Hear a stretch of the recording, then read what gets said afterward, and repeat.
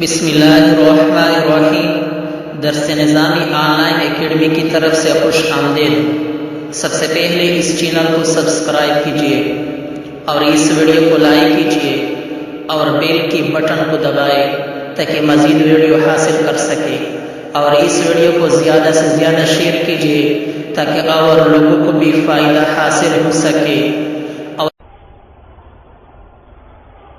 ولما فرغ المصنف رحمه الله تعالى عن تعريف الخاص وتقسيمه شرع في بيان حكمه فقال وحكمه أن يتناول المخصوص قطعا أي أثره المترتب عليه أن يتناول المخصوص الذي هو مدلوله قطعا بحيث يقطع احتمال الغير، فإذا قلنا زيد عالم فزيد خاص لا يحتمل غيره احتمالا ناشئا عن دلیل۔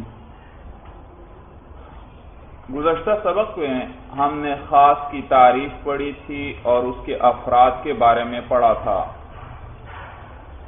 تو خلاصہ بحث یہ کہ انہوں نے بتلایا تھا کہ خاص ہر وہ لفظ ہے جس کو وضع کیا گیا ہو ایک معلوم معنی کے لیے علی الانفراد، کس طریقے پر؟ انفراد کے طریقے پر۔ بھائی اس پر اشکال ہوتا تھا کہ بھائی انہوں نے معنی کا لفظ ذکر کیا، حالانکہ آگے یہ تقسیم کریں گے، قسمیں بتلائیں گے، ان میں ایک خاص العین بھی ہے، اور خاص العین وہ تو معنی کا نام نہیں ہے بلکہ وہ تو ذات کا نام ہے۔ بھائی تو میں نے بتلایا تھا کہ یہاں معنی سے کیا مراد ہے؟ مفہوم مراد ہے، اور وہ عام ہے، وہ ذات یعنی عین کو بھی شامل ہے اور معنی کو بھی شامل ہے۔ تو جب عین کو شامل ہوا تو خاص العین اس کے اندر داخل ہو گیا۔ پھر اس کے بعد شارح نے فوائد قیود ذکر کیے تھے اور بتلایا تھا کہ کل لفظ یہ جنس کے درجے میں ہے اور باقی الفاظ فصل کے درجے میں ہیں۔ یہاں شارح پر اعتراض ہوتا تھا کہ آپ نے کہا کہ کل لفظ جنس کے درجے میں ہے، آپ کو کہنا چاہیے تھا یہ جنس ہے، اور باقی قیودات جو ہیں وہ فصل کی طرح ہیں، آپ کو کہنا چاہیے تھا باقی قیودات فصل ہیں۔ تو جواب میں نے دیا تھا کہ بتلایا تھا کہ بھائی جو کچھ حقائق موجودہ ہیں، کچھ حقائق اعتباریہ ہیں۔ حقائق موجودہ کے اندر جنس اور فصل حقیقتاً ہوتے ہیں، جبکہ حقائق اعتباریہ کے اندر جنس اور فصل حقیقتاً نہیں ہے بلکہ اعتباری ہیں۔ تو اسی لیے چونکہ وہ حقیقتاً جنس اور فصل نہیں ہیں، اس لیے کہا یہ جنس کے درجے میں ہے اور فصل کی طرح ہے۔ پھر بتلایا تھا کہ وضع لمانن کی قید کے ذریعے محمل خارج ہو گیا، اس لیے کہ محمل کو کسی معنی کے لیے وضع نہیں کیا گیا ہوتا۔ اسی طرح آگے وضع لمانن معلوم ان معلوم کی قید آئی تھی، اب اس کا معنی معلوم المراد ہوگا یا اس کا معنی معلوم البیان ہوگا۔ بھائی معلوم المراد یعنی کہ اس کی مراد معلوم ہو۔ بھائی دیکھو مشترک کے 4-5 معانی آتے ہیں، مثلا 2 آ جائیں گے، ایک سے زیادہ ہوں گے، 2 ہوں گے، 3 ہوں گے، 4 ہوں گے یا 5 معنی ہوں گے۔ ان میں سے کون سا معنی مراد ہے؟ کون سا معنی مراد ہے؟ تو جب یہ قید لگائی کہ معلوم المراد ہو تو پھر بھی مشترک جو ہے مشترک اس سے پھر اس صورت میں خارج ہو جائے گا، اس لیے کہ اس کے معنی کی مراد معلوم نہیں ہوتے۔ مشترک کے کون سا معنی مراد ہے؟ بھائی کوئی ایک ہے متعین ان میں سے؟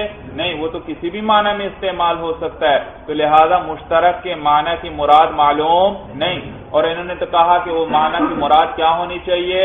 معلوم ہونی چاہیے، تو اس قید کے ذریعے مشترک کیا ہو گیا؟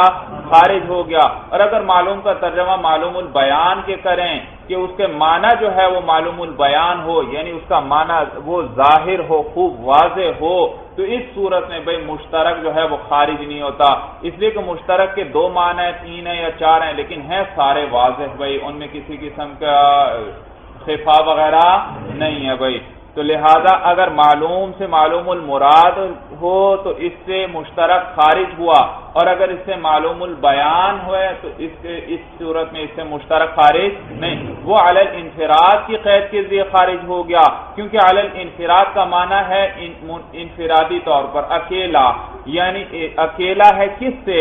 انفراد کے طریقے پر ہونا، اب یہ افراد سے بھی انفراد ہو اور دوسرے معنی سے بھی افراد سے اکیلا ہے تو عام خارج ہوا، اس لیے کیونکہ عام افراد سے اکیلا نہیں ہوتا بلکہ اس میں کیا ہوتے ہیں، دیگر افراد بھی اس کے ساتھ شامل ہوتے ہیں۔ اور دوسرے معنی سے کیا ہو، اکیلا ہو، یہ بھی اس میں داخل ہوا، مشترک خارج ہوا، اس لیے کہ مشترک دوسرے معنی سے اکیلا نہیں ہے بلکہ اس کے ساتھ اس کے تو کئی معنی آتے ہیں، 2 یا 3 یا 4 بھائی۔ پھر اس کے بعد ایک اعتراض کا جواب دیا تھا کہ یہاں پر بھائی لفظ کہا اور پیچھے نظم کہا تو یہاں بھی نظم کہنا چاہیے تھا۔ جواب دیتے ہیں بھائی 2 جواب دیے بھائی کہ بھائی یہاں اصل پر چلتے ہوئے کیا کیا، لفظ استعمال کیا، کیونکہ اصل میں بھی کیا استعمال کیا جاتا ہے، لفظ استعمال کیا جاتا ہے بھائی۔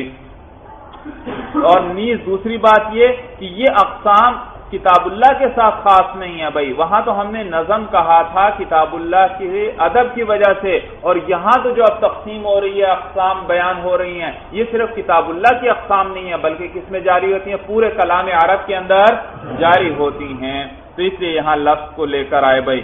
پھر اس کے بعد ایک اشکال کا ہوتا تھا کہ بھائی کلو کا لفظ ذکر کیا اور کلو کا لفظ استعمال کرنا تعریفات کے اندر پسندیدہ نہیں، اس لیے کہ کل کا لفظ جو ہے وہ آتا ہے احاطہ افراد کے لیے، سارے کے سارے تو اس کے لیے افراد کا احاطہ کر لیا جاتا ہے، اور تعریف تو ماہیت کی جاتی ہے بھائی، تو لہذا تعریف کے اندر کل کے لفظ کا استعمال پسندیدہ نہیں، تو اس کو بھی بتلایا بھائی کہ ہاں بھائی پسندیدہ نہیں، لیکن یہاں پر اس کو استعمال کر لیا تعریف کو جامع بنانے کے لیے، تاکہ یہ کیا کر لے، اپنے تمام افراد کا احاطہ کر لے۔ اس کے بعد اس کے افراد بتلائے تھے بھائی کہ خاص کے 3 افراد ہیں بھائی، 3 قسمیں ہیں بھئی، تقسیم کی تھی، ایک خاص جنس، ایک خاص نوع، ایک خاص العین۔ اچھا، پھر اس کے بعد انہوں نے شرح میں بتلایا تھا کہ بھئی ایک ہے منطقی جنس اور نوع، اور ایک ہے اصولیین کی جنس اور اصولی جنس اور نوع۔ مناطقہ جنس کسے کہتے ہیں؟ ہوا کلی مقول علی کثیرین مختلفین بالحقائق، اور نوع کسے کہتے ہیں؟ ہوا کلی مقول علی کثیرین متفقین بالحقائق۔ تو لہذا جنس کے جو افراد ہوں گے ان کی حقیقتیں مختلف ہوں گی، جبکہ نوع کے جو افراد ہیں ان کی حقیقتیں ایک ہوگی۔ تو یہاں وہ چونکہ مناطقہ بحث کرتے ہیں حقیقت کے بارے میں، اس لیے تاریخ کے اندر بھی کون سی چیز ذکر کی گئی؟ حقیقت کی، حقائق کو ذکر کیا گیا، جبکہ اصولی بحث کرتا ہے غرض سے بھائی، مقصد سے، اور اس تو لہذا ان کی تعریف الگ ہے۔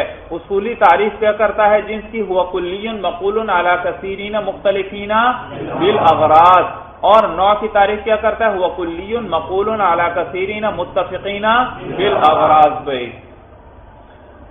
تو لہذا مناطقہ کی جنس اور نوع کی تعریف الگ ہوئی، اصولی کی جنس اور نوع کی تعریف الگ ہوئی، تو لہذا بسا اوقات ایک چیز جو مناطقہ کے نزدیک نوع ہوتی ہے، اصولی کے نزدیک وہ کیا ہوتی ہے؟ جنس ہوتی ہے، جیسے کہ انسان بھائی، جیسے کہ انسان مناطقہ کے نزدیک یہ نوع ہے اور اصولی کے نزدیک یہ جنس، کیونکہ اس کے ساتھ رجل بھی آتا ہے اور امرا بھی آتی ہے، اور دونوں کی اغراض الگ ہیں بھائی۔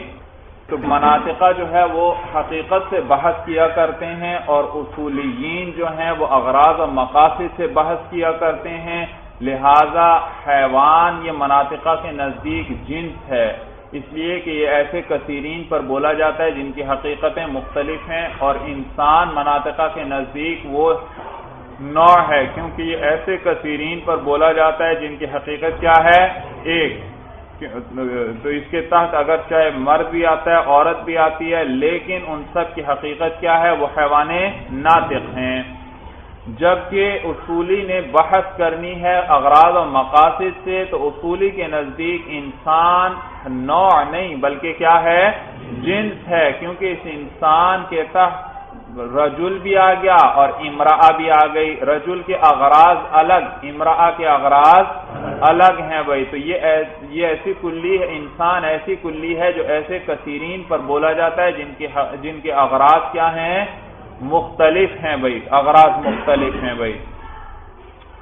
اور نوع کس کو کہتے ہیں اصولیین کے نزدیک؟ ایسی کلی ہے جو ایسے کثیرین پر بولی جائے جن کی اغراض کیا ہوں؟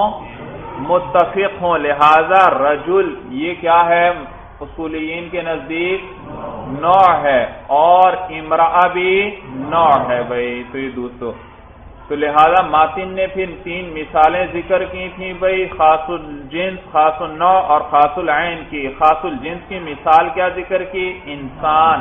خاص النوع کی مثال رجل، اور خاص العین کی مثال زید ذکر کی تھی بھائی. اس پر اشکال ہوتا ہے کہ ٹھیک ہے بھائی زید سے تو کوئی معین شخص مراد ہے، اس کے اندر تو یہ ایک ذات پر دلالت کر رہا ہے علی الانفرادی. کس طریقے پر؟ انفراد کے طریقے پر، یعنی اکیلے ایک شخص پر دلالت کر رہا ہے. لیکن انسان اور رجل، انسان تو بہت ہیں بھائی، اسی طرح رجل بھی بہت زیادہ ہیں. تو لہذا یہ تو خاص کی مثال ان کو بنانا درست نہیں ہے بھائی، کیونکہ خاص میں کیا ہوتا ہے؟ وہ تو انفراد کے طریقے پر دلالت کرتا ہے بھائی، اس کے اندر شرکت وغیرہ نہیں ہوتی بھائی، افراد نہیں ہوتے. حالانکہ انسان اور رجل کے تو افراد ہیں. میں نے آپ کو بتلایا تھا کہ بھائی انسان کا مفہوم جو ہے رجل کا مفہوم مراد ہے، اور معنی کے اعتبار سے یہ خاص ہیں. انسان کس کو کہتے ہیں؟ حیوان ناطق. تو انسان حیوان ناطق کو کہتے ہیں. تو دیکھو یہ حیوان ناطق یہ ایک معلوم معنی ہے یا نہیں بھائی؟ معلوم معنی ہے، اور صرف اسی معنی پر انسان دلالت کر رہا ہے، کسی اور معنی پر دلالت نہیں کر رہا. تو افراد سے قطع نظر صرف مفہوم ملحوظ ہے. اگر افراد کی طرف چلے گئے پھر تو یہ عام بن جائے گا، خاص نہیں رہے گا بھائی. اسی طرح رجل جو ہے، رجل کسے کہتے ہیں؟ وہ مذکر بنی آدم میں سے جو صغر کی حد سے آگے نکل جائے، صغر کی حد سے بڑھ جائے بالغ ہونے کی وجہ سے. رجل کسے کہتے ہیں؟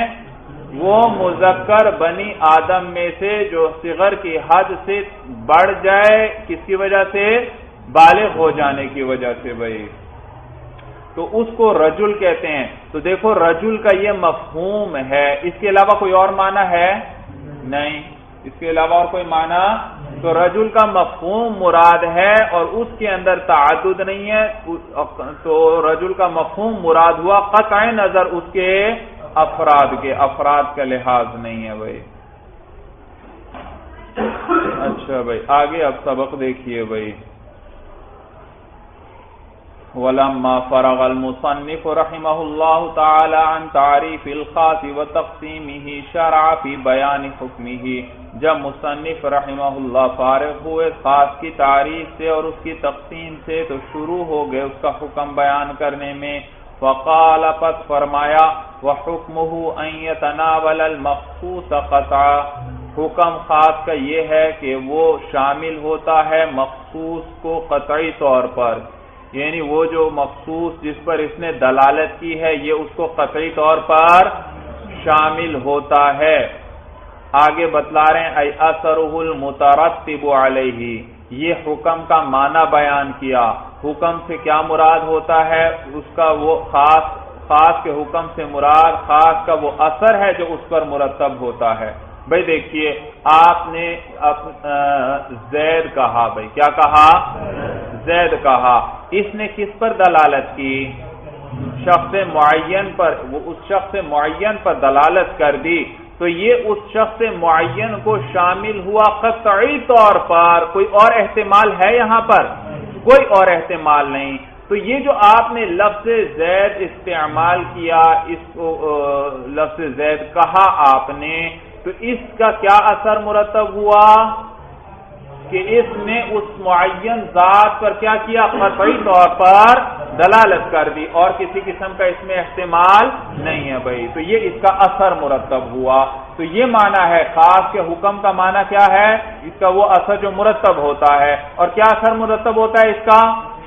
کہ یہ کیا کرے گا؟ اپنے مدلول کو قطعی طور پر شامل ہو جائے گا. جیسے ہی آپ یہ بولیں گے، آپ کہیں گے تو یہ فوراً کیا کرے گا؟ اس ذات پر یا اس معنی پر قطعی طور پر دلالت کر دے گا اور کوئی احتمال نہیں ہوگا. بات سمجھ میں آ گئی سب کو بھائی؟ تو یہ اس لیے کہا وحکمہ ای اثرہ المترتب علیہ، اس کا وہ اثر جو اس پر مرتب ہوتا ہے کہ ان یتناول المخصوص الذی هو مدلولہ، کہ شامل ہوتا ہے اس مخصوص کو جو کہ اس کا مدلول ہے قطعا قطعی طور پر، بحیث یقطع احتمال الغیر، اس حیثیت سے کہ ختم کر دیتا ہے غیر کے احتمال کو، یعنی وہاں اور کسی چیز کا احتمال پھر نہیں ہوتا۔ فَإِذَا قُلْنَا زَيْدٌ عَالِمٌ، پس جب ہم کہتے ہیں زید عالم، تو اس کے اندر زید بھی خاص ہے اور عالم بھی کیا ہے؟ خاص، دیکھیے خود بتلائیں گے۔ فَإِذَا قُلْنَا زَيْدٌ عَالِمٌ، جب ہم کہتے ہیں زید عالم، فَزَيْدٌ خاص، تو زید خاص ہے، لا يحتمل غیرہ، جو اس کے علاوہ کسی اور کا احتمال الناشئ عن دلیل، ایسا احتمال جو پیدا ہونے والا ہو دلیل سے، ایسا احتمال جو کسی دلیل کی وجہ سے آئے۔ بھئی میں نے کہا زید عالم، زید عالم، تو اس زید نے کس پر دلالت کی؟ اس معین شخص پر، ذات زید پر دلالت کی، اس کے علاوہ کوئی اور احتمال ہے؟ ہاں آپ کے ذہن میں آ سکتا ہے، بھئی ہو سکتا ہے زید بول کر اس کا دوست عمر مراد ہو، آ سکتی ہے یہ بات یا نہیں آ سکتی؟ آ تو سکتی ہے، لیکن یہ جو بات آپ کے ذہن میں آئی یہ کیا کسی دلیل سے آئی ہے یا ویسے ہی آ گئی ہے؟ ویسے تو بغیر دلیل کے کوئی احتمال ہے اس کی بات ہم کر ہی نہیں رہے۔ ہاں دلیل کے ذریعے کوئی اور احتمال نہیں، لفظ زید سے صرف کیا مراد ہے؟ ذات زید، اور کوئی احتمال نہیں ہے۔ یہ معنی ہے کہ لا يحتمل غیرہ، کہ یہ اپنے علاوہ کسی اور کو شامل نہیں ہوتا، کسی اور کا احتمال نہیں رکھتا، ایسا احتمال ناشئ عن دلیل، جو کس کے ذریعے پیدا ہو رہا ہو؟ دلیل کے ذریعے۔ اسی طرح وعالم ایضا خاص، عالم بھی خاص ہے، لم يحتمل غیرہ، یہ اس کے علاوہ کسی اور کا احتمال نہیں رکھ سکتا، ذالک، اسی طریقے پر، یعنی یہ غیر کا احتمال نہیں رکھتا، ایسا احتمال جو کسی دلیل سے پیدا ہو، کسی دلیل کی بنیاد پر یہ کسی غیر کا احتمال نہیں رکھتا۔ ہاں ویسے احتمال آ جائے وہ تو الگ بات ہے بھائی، دلیل سے کوئی اور احتمال نہیں آتا۔ فَكُلُّ وَاحِدٍ مِّنَ الْكَلِمَتَيْنِ يَتَنَاوَلُ مَدْلُولَهُ قَطْعًا، پس دونوں کلموں میں سے ہر ایک جو ہے وہ شامل ہے اپنے مدلول کو قطعی طور پر، مدلول وہ جس پر یہ دلالت کر رہے ہیں بھائی۔ فَثَبَتَتْ مِن مَجْمُوعِ الْكَلَامِ، پس ثابت ہو گیا مجموعہ کلام سے، زید عالم، یہ جو مجموعہ کلام ہے اس سے ثابت ہوا، کیا ثابت ہوا؟ قطعیت الحکم بعالم علی زید، آخر سے اب ترجمہ کروں گا، زید پر عالم کا حکم، عالم کے حکم کے قطعی ہونے کا، زید پر جو یہ عالم ہونے کا حکم لگایا گیا ہے یہ کس قسم کا ہے؟ قطعی ہے۔ کیوں؟ اس لیے کہ اس کے اندر زید کا لفظ بھی خاص ہے، وہ صرف ذات زید پر دلالت کر رہا ہے، عالم کا لفظ بھی خاص ہے، عالم کا معنی ہے علم والا، اس کے علاوہ اس کا اور کوئی معنی نہیں، تو یہ قطعی طور پر اس معنی پر دلالت کر رہا ہے۔ تو جب دونوں لفظ خاص ہوئے تو اس کلام سے جو حکم آیا وہ بھی کس قسم کا ہے؟ قطعی ہے۔ اور کیا حکم آیا؟ کہ زید پر کیا حکم لگایا گیا ہے؟ عالم ہونے کا حکم لگایا گیا ہے۔ سمجھ میں آیا بھائی؟ تو یہ معنی فثبتت من مجموع الکلام، بس ثابت ہوا مجموعہ کلام سے قطعیت الحکم بعالم علی زید، زید پر عالم کے حکم کا قطعی ہونا یہ ثابت ہوا اس مجموعہ کلام سے، بہذہ الواسطہ، اس واسطے سے، یعنی یہ دونوں کیا ہیں؟ خاص ہیں، قطعی ہیں بھائی۔ جی خاص کا ایک حکم بیان کر دیا، کیا حکم تھا؟ کہ یہ اپنے مخصوص کو قطعی طور پر شامل ہوتا ہے، ولا يحتمل البیان، اور یہ بیان کا استعمال بھی نہیں رکھتا، لکونہ بینا، اس وجہ سے کہ یہ کیا ہوتا ہے؟ بین ہوتا ہے، واضح ہوتا ہے بھائی۔ جب اس میں غیر کا احتمال ہی نہیں ہے تو یہ بین ہوا، یہ کیا ہوا؟ بین ہوا، تو لہذا اس کے لیے بیان کی ضرورت بھی نہیں۔ جب بیان کی ضرورت نہیں معلوم ہوا یہ بیان کا استعمال، بھائی بیان کی ضرورت تو وہاں پڑتی ہے نا جب ایک چیز کے اندر اس چیز دو تین چیزوں کا استعمال ہو، اس کا بھی احتمال ہے، اس چیز کا بھی احتمال ہے، اس چیز کا بھی احتمال ہے۔ جب اور کسی چیز کا احتمال ہی نہیں ہے معلوم ہو اس کا معنی بالکل واضح ہے، جب بالکل واضح ہے تو لہذا اب کسی بیان کی ضرورت ہے نہیں، بیان یہ خود بین ہے، اس نے خود اپنے معنی پر واضح دلالت کر دی، لہذا کسی بیان وغیرہ کا محتاج نہیں۔ بات سمجھ میں آ گئی؟ تو دو حکم بیان کر دیے، ایک یہ کہ خاص جو ہے یہ اپنے مخصوص کو قطعی طور پر شامل ہوتا ہے، دوسرا یہ حکم بیان کر دیا کہ یہ بیان کا استعمال نہیں رکھتا۔ کیوں نہیں رکھتا؟ کیونکہ یہ خود کیا ہے؟ بین ہے، واضح ہے۔ جی اب شارح فرماتے ہیں ھذا حکم آخر، یہ دوسرا حکم ہے، مقوّن للحکم الاولی، یہ دوسرا حکم ہے جو قوی کرنے والا ہے، تقویت دینے والا ہے پہلے حکم کو۔ پہلا حکم الگ، دوسرا حکم الگ، اور یہ دوسرا کیا ہے؟ پہلے حکم کو تقویت دینے والا ہے، اسی کو قوت دے رہا ہے۔ وَكَأَنَّهُمَا مُتَّحِدَانِ، گویا کہ یہ دونوں متحد ہیں۔ دونوں کیا ہیں؟ دونوں متحد ہیں، نہیں ہے حقیقت میں، اسی لیے کہا كَأَنَّهُمَا مُتَّحِدَانِ، گویا کہ کیا ہیں؟ متحد۔ اور گویا کہ متحد کیوں کا؟ کیونکہ یہ دونوں ایک دوسرے کے ساتھ متلازم ہیں مولانا، دوسرے کے لیے وہی پہلا حکم کیا ہوا؟ قوی ہو گیا، اس کو تقویت ہوئی، اور ان میں تلازم ہے بھائی۔ کس طرح تلازم ہے دیکھو بھائی، صرف متن پہ نظر رکھو، میں ان میں تلازم آپ کو سمجھاؤں۔ پہلا حکم کیا بتلایا کہ خاص کیا ہوتا ہے؟ اپنے مخصوص کو یعنی مدلول کو قطعی طور پر شامل ہوتا ہے، معلوم ہوا صرف اسی پر دلالت کر رہا ہے، تو یہ کیا ہوا؟ بین ہوا۔ کیا ہوا؟ جب اسی پر دلالت کر رہا ہے تو بین ہوا نا، واضح ہو گیا، اور جب بین ہوا تو اس کے لیے کسی بیان کی ضرورت نہیں، جب بیان کی ضرورت نہیں معلوم ہو یہ بیان کا احتمال بھی نہیں رکھتا۔ لازم ہے یا نہیں بھائی پہلے حکم کے ساتھ دوسرا؟ چلے تھے پہلے حکم سے پہنچ گئے دوسرے حکم پر۔ پہلا حکم کیا تھا کہ خاص اپنے مدلول کو یعنی اپنے مخصوص کو قطعی طور پر شامل ہوتا ہے، جب قطعی طور پر اس کو شامل ہے اور کسی کا احتمال نہیں معلوم ہوا یہ کیا ہے؟ بین ہے، واضح ہے۔ جب یہ بین ہے تو اس کے لیے کسی بیان کی ضرورت، جب بیان کی ضرورت نہیں ہے معلوم ہوا یہ بیان کا احتمال بھی نہیں رکھتا۔ بات سمجھ میں آ گئی؟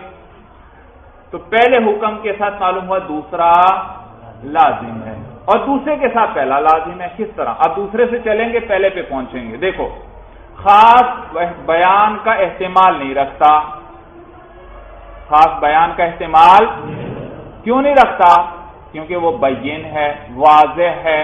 جب واضح ہے معلوم ہو اس میں اور کسی چیز کا احتمال، جب کسی اور چیز کا احتمال نہیں معلوم ہو یہ اپنے مدلول کو قطعی طور پر شامل ہے، کسی اور چیز کا احتمال ہے ہی نہیں۔ تو دیکھو دوسرے سے چلے تھے، اب کہاں پر پہنچ گئے؟ پہلے حکم پر۔ بات سب کو سمجھ میں آ گئی بھائی؟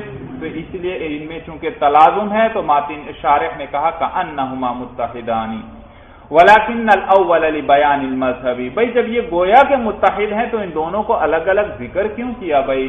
اب وجہ بیان کر رہے ہیں، کہتے ہیں ولکن الاول لبیان المذہبی، لیکن پہلا حکم جو لے کر آئے وہ مذہب کو بیان کرنے کے لیے، بیان المذہبی، الف لام لے کر آئے، المذہب خاص یعنی کس کا مذہب بیان کیا جا رہا ہے؟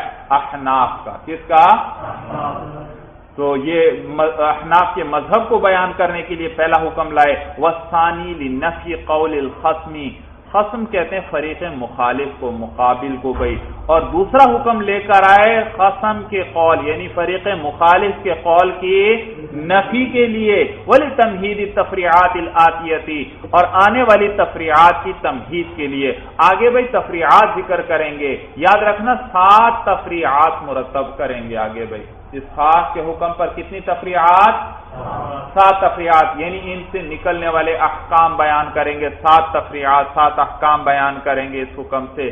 اور ان 7 میں سے بھائی یاد رکھنا بھائی پہلے 3 متفرع ہیں، پہلی 3 تفریعات ہیں یہ ثانی پر، ولا يحتمل البیان لکونہ بینا، پہلی 3 تفریعات اس پر ہوں گی، اور آخری 4 تفریعات کس پر ہوں گی؟ کہ یتناول المخصوص قطعا۔ بات سمجھ میں آئی؟ تفریع یاد رکھو، تفریع کا معنی ہے ایک قانون، ایک ضابطے پر مسائل نکالنا بھائی، ایک قانون ایک ضابطے کے تحت مسائل نکالنا، یہ فرع سے ہے بھائی، فرع شاخ کو کہتے ہیں، جیسے ایک تنے سے بہت سی شاخیں نکلتی ہیں، اسی طرح ایک ہی قانون سے بہت سے مسائل نکالنا یہ تفریع کہلاتا ہے، تفریع بھائی۔ تو لہذا آگے 7 چونکہ تفریعات آ رہی تھیں اور ان 7 میں سے پہلی 3 متفرع ہو رہی تھیں اس حکم ثانی پر، تو اس کو بطور تمہید کے ذکر کر دیا۔ تو یہ ثانی کو لانے کی دو وجہ ذکر کر دی. ایک وجہ یہ کہ اس کے ذریعے کیا کیا، فریق مخالف کے قول کو کی نفی کر دی، کیونکہ امام شافعی رحمہ اللہ فرماتے ہیں کہ خاص بیان کا احتمال رکھتا ہے. انہوں نے کہہ دیا لا يحتمل البیان، خاص بیان کا احتمال نہیں رکھتا، تو ان کے قول کی نفی ہو گئی. اور نیز آگے آنے والی تفریعات کے لیے یہ کیا ہو گئی، تمہید ہو گئی، کیونکہ پہلی تین اسی پر متفرع ہو رہی ہیں بھائی، اس دوسرے حکم پر. ای لا يحتمل الخاص بیان، لا يحتمل الخاص بیان تفسیری، یعنی احتمال نہیں رکھتا خاص مولانا بیان تفسیر کا، لکونہ بینا بنفسہ، بوجہ اس کے بین بنفسہ ہونے کے، یعنی یہ اپنی ذات کے اعتبار سے کیا ہوتا ہے، بین ہوتا ہے، لہذا کسی تفسیر کی اس میں حاجت نہیں. فہو مقابل للمجمل، تو یہ مقابل ہوا مجمل کے. مجمل اسے کہتے ہیں جس میں اجمال ہوتا ہے، وہاں تفسیر کی ضرورت پڑتی ہے. کیا کر مجمل کی طرف سے بھائی جس نے اس میں اجمال رکھا تھا اس کی طرف سے کیا چاہیے، وہاں معنی واضح نہیں ہوتا، غور و فکر سے بھی پتہ نہیں چلتا جب تک جس نے بات کی وہ اپنی طرف سے اس کی تفسیر نہ کر دے کہ اس کی کیا مراد ہے بھائی، اس کی کیا مراد. تو اس کی جانب سے تفسیر کا ہونا ضروری ہوتا ہے. کس کے اندر، مجمل میں. معلوم ہوا مجمل کے لیے بیان چاہیے کس کی طرف سے، مجمل کی طرف سے، جس نے اجمال رکھا. مجمل کے لیے کیا چاہیے، بیان چاہیے مجمل کی طرف سے. لیکن خاص کے اندر چونکہ وہ بین ہے تو وہ بیان کا محتاج نہیں، لہذا وہاں بیان کا احتمال بھی نہیں ہے. تو مجمل اور خاص میں کیا آ گیا، تقابل آ گیا. بات سمجھ میں آ گئی. اسی لیے کہا فہو مقابل للمجمل، تو یہ خاص جو ہے یہ مقابل ہوا مجمل کے، حیث یحتاج الی بیان المجمل و تفسیرہ، اس حیثیت سے کہ یہ مجمل جو ہوتا ہے وہ محتاج ہوتا ہے مجمل کے بیان کا اور اس کی تفسیر کا. مجمل کے اندر میں نے بتایا اجمال ہوتا ہے بھائی، معنی پورا واضح نہیں ہوتا، وہاں لغت کے اعتبار سے بھی معنی واضح نہیں ہو رہا، غور و فکر سے بھی بات واضح نہیں ہو رہی، لہذا وہاں کیا چاہیے ہوتا ہے کہ جس نے اجمال رکھا ہے وہ خود اپنی طرف سے تفسیر کرے، بیان کرے کیا مراد ہے اس کی بھائی.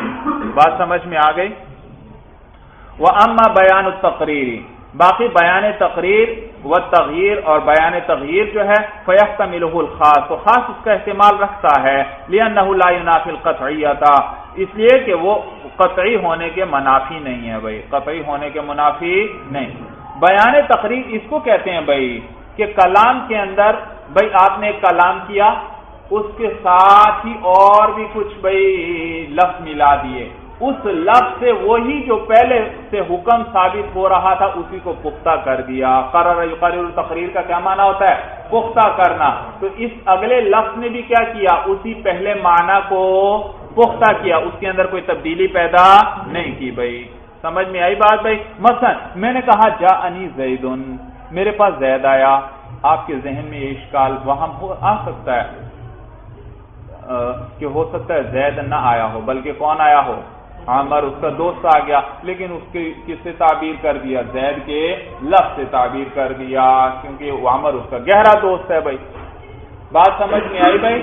تو لہذا اب یہ مجاز کا وہم آپ کے دل میں آ سکتا تھا کہ ہو سکتا ہے بھائی زید سے زید کیا ہے، یہ لفظ حقیقت نہیں ہے، زید کے لیے نہیں استعمال ہوا بلکہ کس کے لیے استعمال ہوا، غیر موضوع لہو یعنی عامر کے لیے استعمال کیا ہو. تو میں اس کے ساتھ ایک اور زید ملا دیتا ہوں، یوں کہتا ہوں جاءنی زید زید. یہ زید ثانی زید اول کے لیے تاکید ہے، اس نے مجاز کے استعمال کو ختم کر دیا، مجاز کے استعمال کو کیا کیا، ختم کر دیا. تو اس کو کہتے ہیں بیان تقریر بھائی، بیان تقریر. جانی زیدن سے کیا پتہ چل رہا تھا، کون آیا ہے، زید، اور اگلے زید نے اسی بات کو کیا کر دیا، پختہ کر دیا. تو یہ بیان تقریر. یہ جیسے میں کہتا ہوں جانی القوم، میرے پاس وہ قوم آئی، آپ کے ذہن میں آ سکتا ہے بھائی ہو سکتا ہے سارے نہ آئے ہوں. میں آگے کہتا ہوں کلہم، وہ سارے کے سارے آئے. کیا ہوا، سارے کے سارے آئے. تو دیکھو اس نے خصوص کا احتمال ختم کر دیا. معلوم ہے کسی کی تخصیص نہیں، کسی کو اس حکم سے نکالا نہیں گیا، سب کے لیے مجیت ثابت ہے، سارے کے سارے قوم والے میرے پاس آئے ہیں. سمجھ میں آیا بھائی. اسی طرح ایک بیان تغییر ہے. بیان تغییر، تغییر کا معنی بدلنا، نام. سمجھ میں آیا. تو اس میں ماقبل کلام سے جو حکم ثابت ہوا تھا اس میں تغییر آ جاتی ہے، اس میں تبدیلی تھوڑی سی آ جاتی ہے، اس کو کیا کہتے ہیں؟ بیان تغییر کہتے ہیں۔ مثلا بھائی، مثلا میں نے کہا لفلان علی 1000 درہم، فلاں کے مجھ پر کتنے ہیں؟ 1000 درہم ہیں، الا 500، سوائے کتنے کے؟ 500۔ لفلان علی 1000 الا 500 یا 1000 درہم الا 500 درہم، کتنے آئے بھائی؟ 500۔ کتنے آئے؟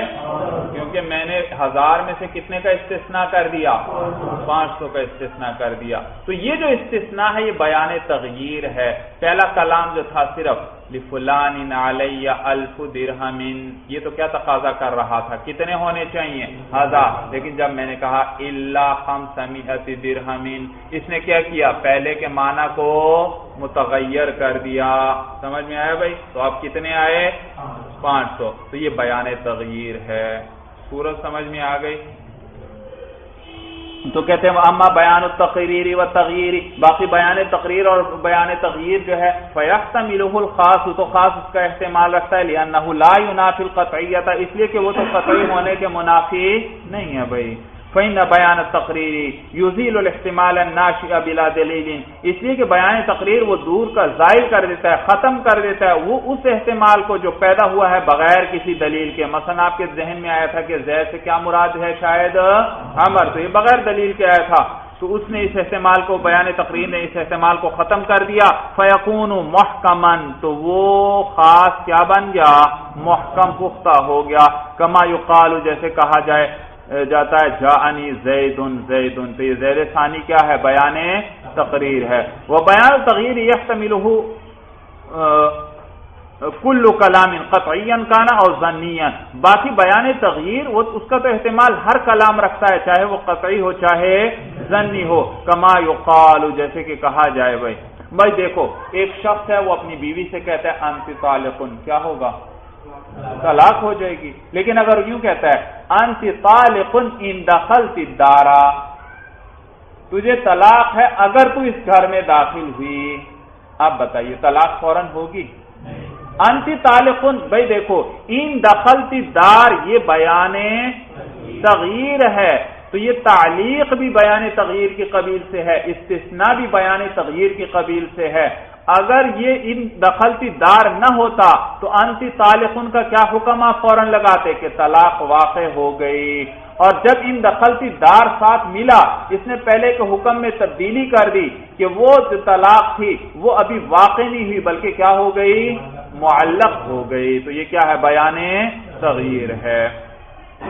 وہاں کذا بیان التبدیل یحتملہ الخاص ایضا، اسی طرح بیان تبدیل جو ہے اس کا بھی خاص احتمال رکھتا ہے۔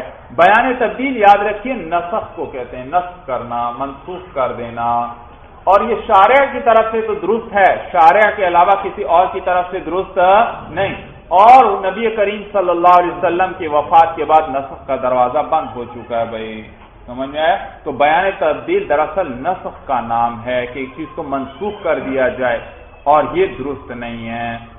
سمجھ میں آیا بھائی؟ مثلا ایک شخص نے اقرار کیا لفلان علی 1000 درہم الا 1000 درہم، فلاں کے مجھ پر کتنے ہیں؟ 1000 درہم علاوہ 1000 درہم کے، تو کل جو اقرار کیا تھا وہ کتنے کا تھا؟ اور استثناء بھی کتنے کا کر رہا ہے؟ 1000 کا، 1000 کا کر رہا ہے، تو 1000 کا استثناء کریں تو کچھ باقی بچتا ہے نہیں، تو لفلان علی 1000 یہ ہے اقرار، اور الا 1000 درہم یہ کیا کرنا چاہتا ہے؟ اپنے اقرار سے گویا کہ رجوع کرنا چاہتا ہے، اور یہ تو گویا نسخ ہے، اور اقرار جب ایک دفعہ کر لیا جائے تو اس سے رجوع نہیں ہونا درست نہیں ہے، اس لیے کہ رجوع کرنا یہ نسخ ہے، اور نسخ تو صرف کس کا کام ہے؟ شارع کا کام ہے، کسی اور کے لیے درست نہیں ہے، لہذا یہ بیان تبدیل ہوا، معلوم ہوا یہ الا 1000 درہم، یہ کیا ہے؟ بیان تبدیل، اور یہ آ سکتا ہے لیکن شارع کے علاوہ کسی اور کی طرف سے درست نہیں ہے بھائی، تو یہ 1000 ہی اس پر رہیں گے سارے کے سارے۔ یہاں تک بات سمجھ میں آ گئی بھائی؟ فلا يجوز الحاق التعدیل بامر الرکوع والسجود علی سبیل الفرض. یہ تفریعات شروع ہو گئیں بھائی. پس جائز نہیں ہے الحاق التعدیل، تعدیل ارکان کو ملانا، بامر الرکوع والسجود، رکوع اور سجدے کے حکم کے ساتھ، علی سبیل الفرض، فرض کے طریقے پر. بھائی دیکھیے قرآن میں اللہ تعالیٰ نے حکم دیا ہے بھائی ورکعوا واسجدوا، رکوع کرو اور سجدہ کرو. معلوم ہوا رکوع بھی فرض، کیونکہ امر آتا ہے وجوب کے لیے، معلوم ہوا رکوع بھی فرض اور سجدہ بھی نماز میں فرض ہے. اب ایک چیز ہے تعدیل ارکان بھائی کہ رکوع سجدے اور ارکان صلاۃ کو اطمینان سے ادا کرنا، اطمینان سے ادا کرنا. تو یہاں پر بھائی کوئی تعدیل ارکان کا ذکر ہے؟ تعدیل ارکان کا ذکر نہیں.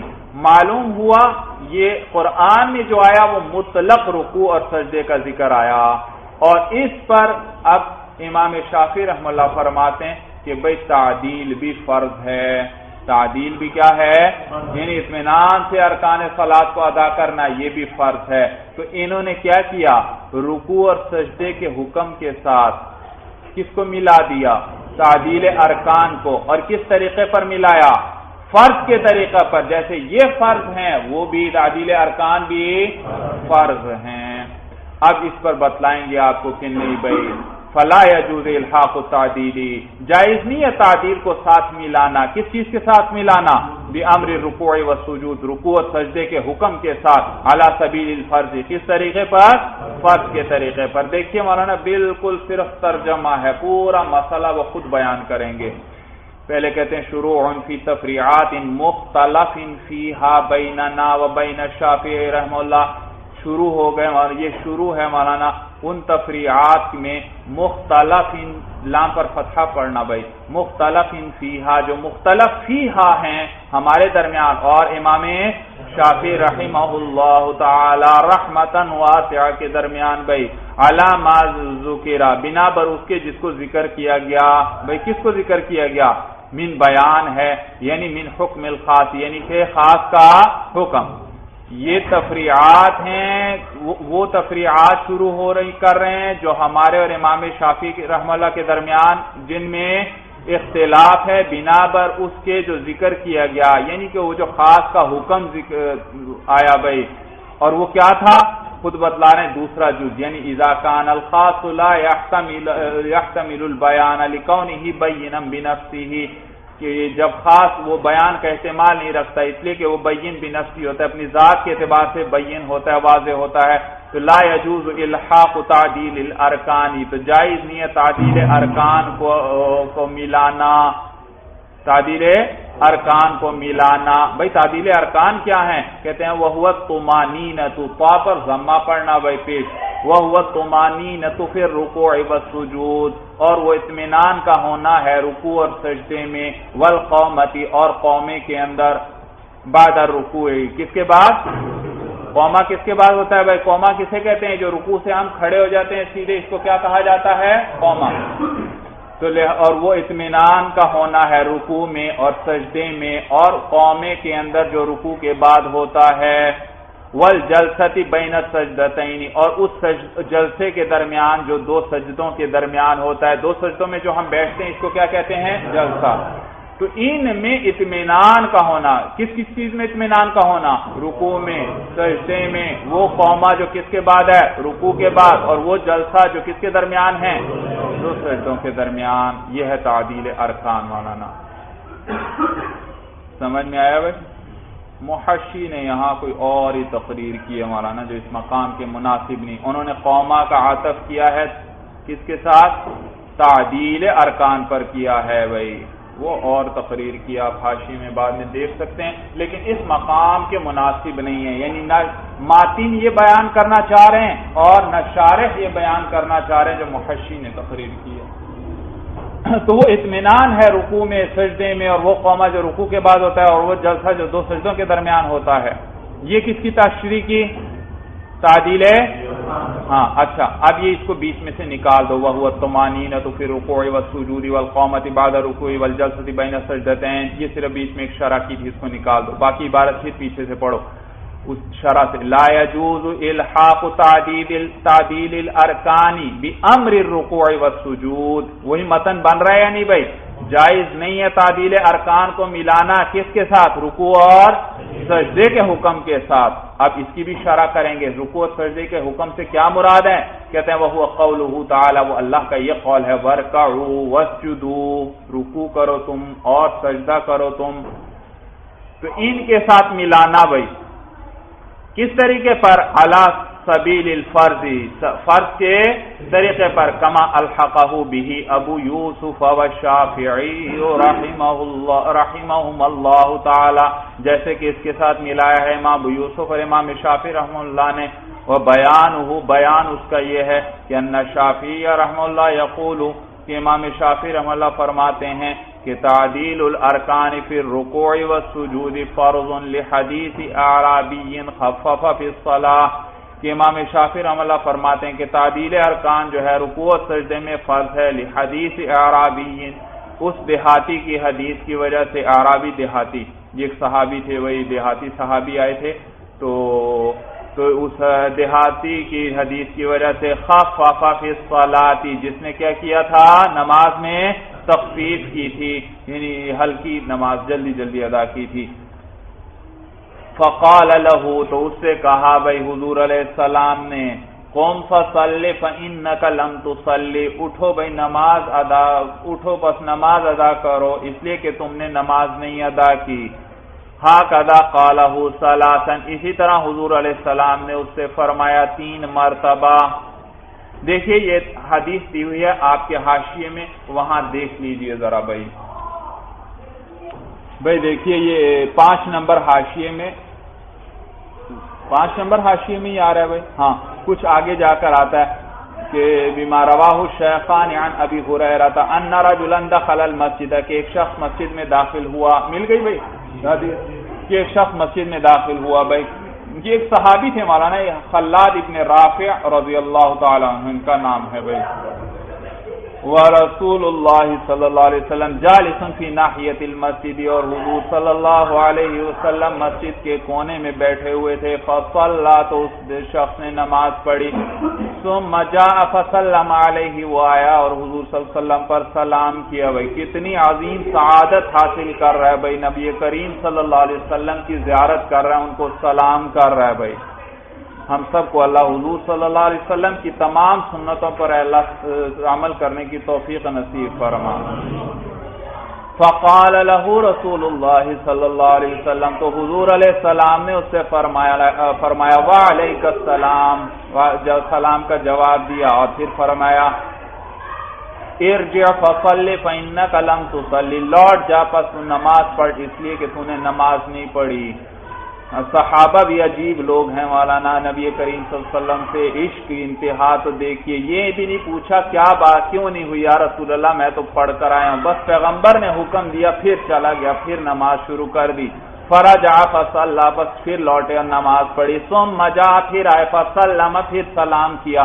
فقال، حضور نے جواب میں وعلیک السلام، سلام کا جواب دیا، اور پھر فرمایا ارجع فصلی فانک لم تصلی، تو لوٹ جا پس تو نماز پڑھ، اس لیے کہ تو نے نماز نہیں پڑھی۔ فقال فی الثالثۃ او التي بعدها، پس اس شخص نے کہا تیسری مرتبہ میں یا اس کے بعد میں، یعنی 3 دفعہ چلا گیا، پھر اس کے بعد چوتھی میں کہا، یہ راوی ذکر کر رہے ہیں، شک ہے کہ تیسری یا تیسری مرتبہ میں یا اس تیسری کے بعد اس نے کہا علمنی یا رسول اللہ، مجھے سکھا دیجیے یا رسول اللہ، سمجھ گئے بھائی میری نماز میں کوئی خرابی ہے، مجھے تو سمجھ میں نہیں آ رہی بھائی۔ فقال، بھائی سرور کونین صلی اللہ علیہ وسلم فرما رہے ہیں اذا قمت الى الصلاۃ، جب تو نماز کے لیے کھڑا ہو، فاسبغ الوضوء، وضو کو پورا کر لے، ثم استقبل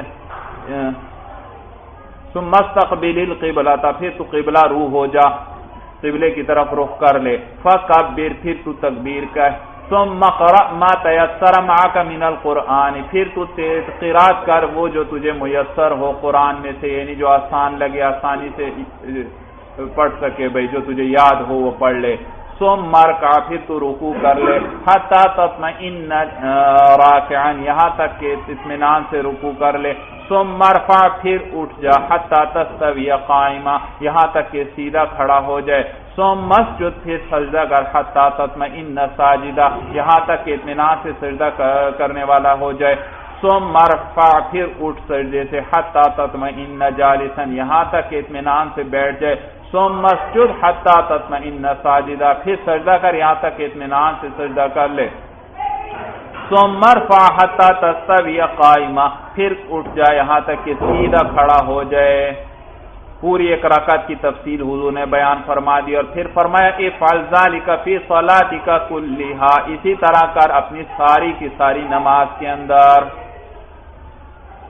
سمجھ میں آیا؟ یہ حدیث آئی مولانا، حدیث آئی بھائی۔ تو امام شافعی رحمہ اللہ فرماتے ہیں دیکھو بھائی اس حدیث کے اندر اس دیہاتی نے نماز پڑھی بھائی اور نماز ہلکی پڑھی تھی، تعدیل ارکان کے بغیر پڑھی تھی، تو حضور نے فرمایا تم فصلی فإنک لم تصلی کہ تو نے نماز نہیں پڑھی۔ جی معلوم ہوا تعدیل ارکان کیا ہے؟ فرض ہے، فرض ہے بھائی، کیونکہ کیا حضور کیا فرمایا تو نے نماز ہی نہیں پڑھی، اور نماز تو کب نہیں ہوگی جب کیا چیز چھوٹ جائے؟ جب فرض چھوٹ جائے۔ اب متن دیکھیے بھائی، وَنَحْنُ نَقُولُ ہم جواب دیتے ہیں بھائی، وَنَحْنُ نَقُولُ ہم جواب دیتے ہیں اِنَّ قَوْلَهُ تعالی کہ اللہ کا یہ قول جو ہے وَارْكَعُوا وَاسْجُدُوا خاص رکوع کرو اور سجدہ کرو تم، یہ خاص ہے، وُضِعَ لِمَعْنًى مَعْلُومٍ جس کو وضع کیا گیا ایک معلوم معنی کے لیے۔ بھائی رکوع اور سجدہ دو چیزیں ہیں یہاں پر، رکوع کا معنی بھی معلوم، سجدے کا معنی بھی خود ذکر کر رہے ہیں، لِأَنَّ الرُّكُوعَ هُوَ الْانْحِنَاءُ عَنِ الْقِيَامِ اس لیے کہ رکوع جو ہے وہ جھکنا ہے قیام سے، قیام سے نیچے کی طرف جھک جانا یہ رکوع ہے، وَالسُّجُودُ هُوَ وَضْعُ الْجَبْهَةِ عَلَى الْأَرْضِ اور سجود جو ہے وہ پیشانی کا رکھنا ہے زمین پر، یہ کیا ہے؟ یہ سجدہ ہے۔ سمجھ میں آیا؟ تو دیکھو یہ رکوع اور سجدے کا ذکر آیا اور ان کو ایک معلوم معنی کے لیے وضع کیا گیا ہے، تو یہ خاص ہے مولانا۔ والخاص لا يحتمل البیان اور خاص جو ہے وہ بیان کا احتمال نہیں رکھتا، حتی یقال یہاں تک یہ کہا جائے کہ ان الحدیث لحق بیانا للنص المطلق کہ یہ حدیث مل جائے گی بیان بن کر مطلق نص کے ساتھ، یہ حدیث کیا ہوگی؟ مل جائے گی بیان بن کر مطلق نص کے ساتھ، فلا یکون الا نسخا تو نہیں ہوگا یہ مگر نسخ ہی، یہ کیا ہوگا؟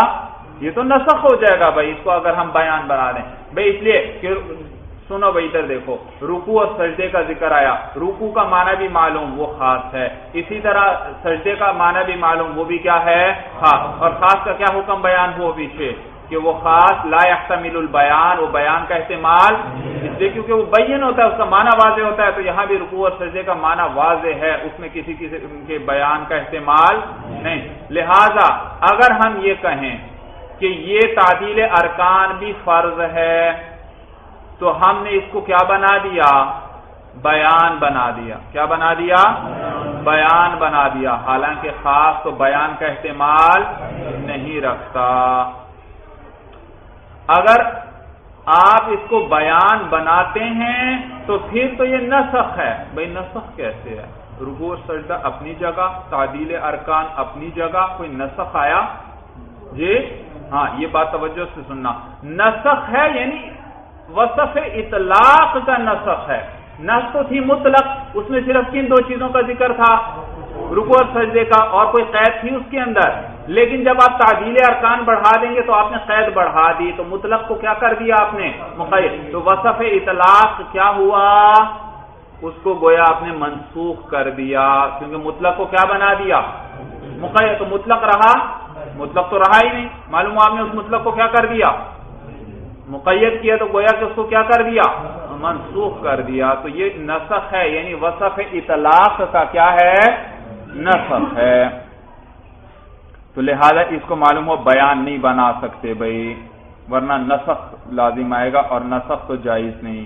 وَهُوَ لَا يَجُوزُ بِخَبَرِ الْوَاحِدِ تو اور یہ جائز نہیں ہے، کس کے ذریعے؟ نسخ کس کے ذریعے نہیں جائز بھائی؟